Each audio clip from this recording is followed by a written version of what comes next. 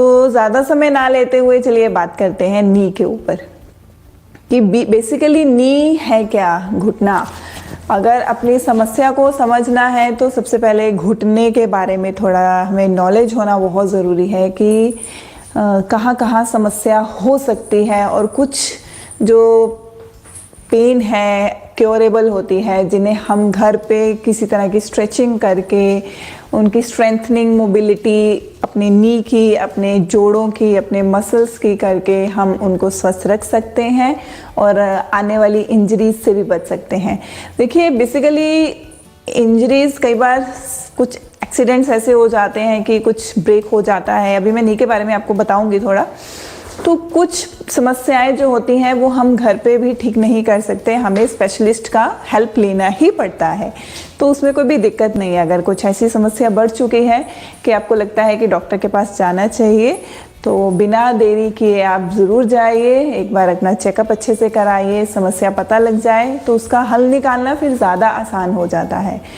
और कई बार क्या होता है, किसी वैसे कारण से दर्द हो जाता है, कई बार हम बहुत ज़्यादा ट्रैवल करते हैं, ज़्यादा देर सिटिंग से, स्टैंडिंग से, कुछ गलत पोस्चर से, कुछ पैर ऊंचा नीचा रखने से भी नी में पेन आ जाता है। तो चलिए अभी मैं आपको थोड़ा सा इसका हेल्प लेते हुए नी के बारे में समझाने की कोशिश करूँगी, ठीक है। तो ये हम ऑब्जेक्ट यूज़ कर रहे हैं।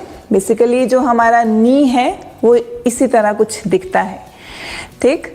और नी पेन के बारे में जानने से पहले इसको थोड़ा सा समझने की कोशिश करते हैं। तो ये जो फ्रंट इसका पार्ट है इसे बोला जाता है पटेला, जो हमारे नी के एग्जैक्टली गोल सी शेप में होता है और थोड़ा मूव भी करता है इधर उधर ऊपर नीचे, हल्का सा मूवमेंट उसको हम दे सकते हैं, ठीक है। जो ये नी है इसे हम 5 चीज़ों से मिलकर ये बन रहा है।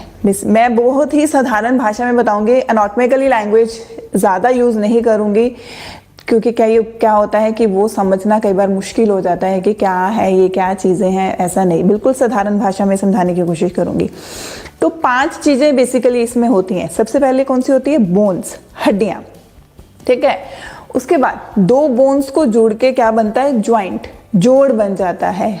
और 2 हो गई, पहली क्या बोली मैंने? बोन्स, दूसरी क्या बोली? ज्वाइंट्स, तीसरी लिगामेंट्स। नीज के अंदर लिगामेंट्स अपना बहुत ही एक अहम भूमिका निभाते हैं, और नी को, टांग को फोल्ड करने में, सीधा करने में, थोड़ा इधर दाएं बाएं मूव करने में जो काम करता है वो बेसिकली कौन करता है? लिगामेंट करता है। उसके बाद मेनिस्कस, वो चीज़ें भी मैं धीरे धीरे आपको दिखाऊंगी। और लास्ट में है हमारे मसल्स और टेंडन्स, ठीक है। अब बात करते हैं पहले बोन्स की। सबसे बेसिकली जो बड़ी बोन है हमारे शरीर की वो ये वाली है, जिसको बोला जाता है फीमर। ये बेसिकली बड़ा वाला बोन है, जिसे हम अगर साधारण भाषा में बोले तो थाई बोन भी बोलते हैं। थाई को सबको मालूम है ना कि थाई ऊपर का हिस्सा होता है नी के, और नीचे वाली बोन को अगर साधारण भाषा में शिन बोन भी बोला जाता है। टिबिया और फेबुला, ये 2 बोन्स होती हैं नीचे वाले, नी के जो नीचे वाली टांग का हिस्सा है, 2 बोन्स हेल्प करती हैं। तो इस तरह से अब इन बोन्स को जो है मिला के हमारा जो जोड़ बनता है उसे हम घुटने का जोड़ बोलते हैं। अब कुछ लोगों को आर्थराइटिस का इशू हो जाता है, कुछ लोगों को मसल्स का इशू है ना, किसी को लिगामेंट्स का इशू है, किसी के घुटनों में कट की आवाज़ आ रही है। तो ये सब जो चीज़ें हैं अलग अलग हैं, ठीक। बट हम क्यों ना पहले से ही इन चीज़ों से बचने की कोशिश करें, इन प्रॉब्लम से बचने की कोशिश करें, ताकि हम अपने घुटने को एक लंबे समय तक के लिए स्वस्थ रख पाएं।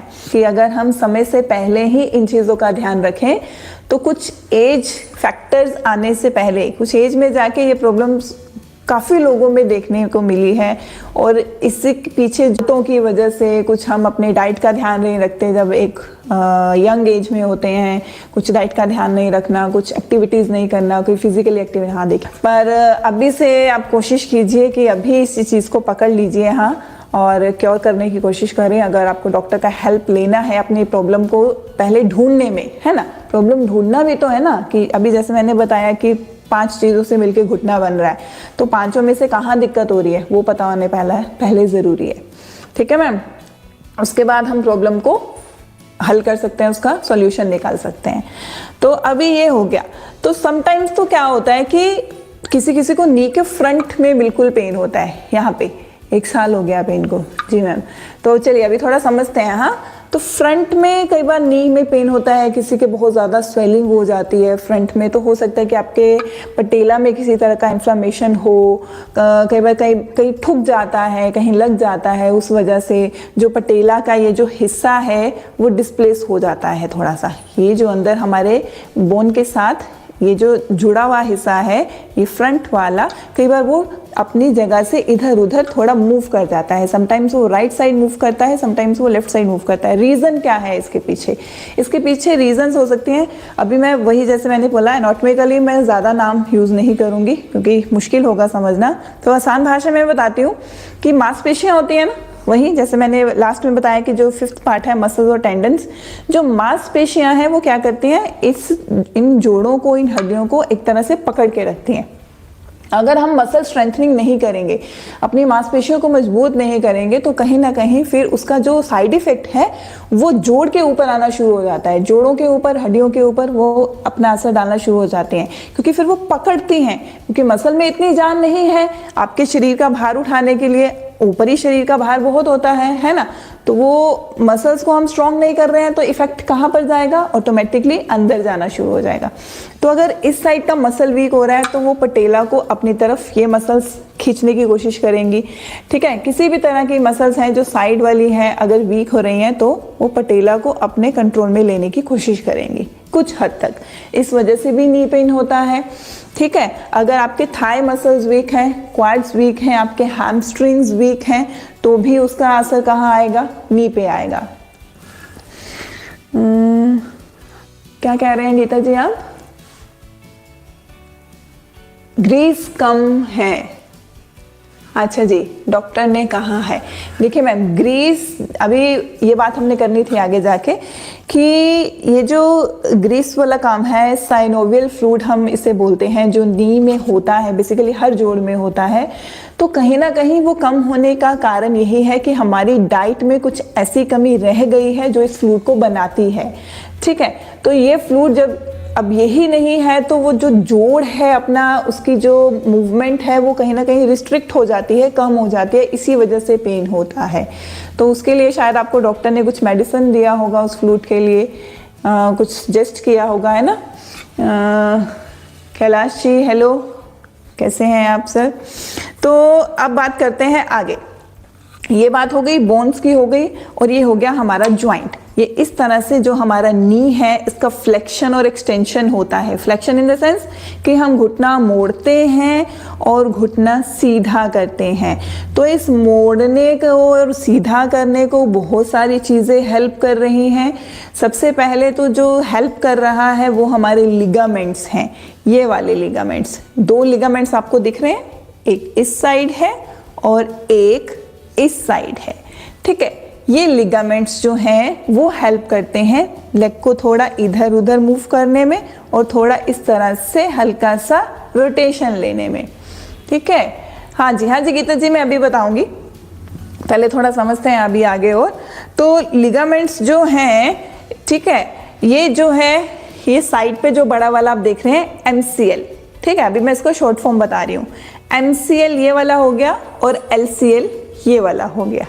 ठीक है, जो MCL वाला है इसको मीडियल बोलते हैं और लेटरल बोलते हैं। अभी ज़्यादा साइंस हम ज़्यादा सीखने पे फोकस नहीं करेंगे, हम थोड़ा सा वैसे ही समझते हैं कि ये लिगामेंट्स हो गए। ठीक, और 2 लिगामेंट्स होते हैं, अभी बैक साइड से दिखाती हूँ, इस तरह से ये 2 लिगामेंट्स हैं, एक एंटीरियर और एक पोस्टीरियर। एक थोड़ा बाहर दिखता है और एक थोड़ा अंदर होता है। वो हेल्प करता है नी को बेंड करने में और नी को स्ट्रेट करने में। समटाइम्स लोगों के लिगामेंट्स में इशू हो जाता है, लिगामेंट टेयर हो जाता है, फट जाता है किसी इंजरी की वजह से, या कुछ वैसे बहुत ज़्यादा कुछ और प्रॉब्लम हो जाती है जब अपनी मसल्स और बोन्स वीक होना शुरू हो जाती हैं। फिर धीरे धीरे जब नी पे प्रेशर आना, बॉडी अपना प्रेशर लेना कम कर देता है नी पे, तो धीरे धीरे फिर वो इंटीरियर अंदर अंदर अंदर अंदर अपना इफेक्ट और अंदर तक डालना शुरू हो जाते हैं। ये होता है। ठीक। अब बात करते हैं उसके आगे लिगामेंट्स के अलावा मेनिस्कस और कार्टिलेज। ये जो आपको ब्लू कलर का दिख रहा होगा, ये एक कुशन, अगर हम साधारण भाषा में बोले कुशन है, ये दो जोड़ों के बीच में है। ध्यान से देखिएगा इस तरह से, ठीक। ये बहुत ही कंफर्टेबल रखने में हेल्प करता है नी को, ताकि एक बोन दूसरी बोन के साथ जुड़े ना, टक्कर ना खाए, है ना। क्योंकि जितना ये इसकी हेल्थ अच्छी होगी, मेनिस्कस जितना अच्छा होगा, उतना हमारा नी सेफ है। और जितना ये घिसता चला जाएगा, ये टियर हो जाएगा, ये फट जाएगा, उतनी ही प्रॉब्लम्स बढ़ती चली जाएंगी नी के अंदर, ठीक। तो कई बार क्या होता है, लिगामेंट्स का फटना और मेनिस्कस का फटना, इन दोनों ही चीज़ों में हमें डॉक्टर का हेल्प लेना ही पड़ता है। उसमें कोई बुरी चीज़ नहीं है, आप लीजिए और अपने आप को जल्दी से जल्दी ठीक करने की कोशिश कीजिए। ये हो गया हमारा। अब जैसे उन्होंने बोला कि फ्लूइड कम है नी के अंदर, फ्लूइड क्या करता है, वो बिल्कुल ज्वाइंट के अंदर ही होता है, चिकनाहट रहती है उसके अंदर। ये मेनिस्कस तो है, कुशन का काम कर रहा है, इसका अलग काम हुआ। फ्लूइड, जिसको साधारण भाषा में बोलते हैं कि ग्रीस खत्म हो गई, घुटनों की ग्रीस खत्म हो गई, है ना। तो ग्रीस अपना काम करती है, फ्लेक्सिबल रखती है, जोड़ को मूवमेंट करने में कितना उसका हेल्प मिलता है, ठीक है जी। क्या कह रहे हैं, अच्छा जी, वॉक भी नहीं कर सकती, योगा ज्वाइन करने से बेनिफिट मिलेगा? डेफिनेटली मिलेगा मैम।